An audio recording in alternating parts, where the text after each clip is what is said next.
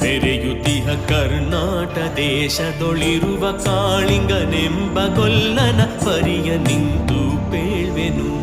ಧರಣಿ ಮಂಡಲ ಮಧ್ಯದೊಳಗೆ ಬೆರೆಯುತಿಹ ಕರ್ನಾಟ ದೇಶದೊಳಿರುವ ಕಾಳಿಂಗನೆಂಬ ಗೊಲ್ಲನ ಪರಿಯ ನಿಂತು ಪೇಳ್ವೆನು.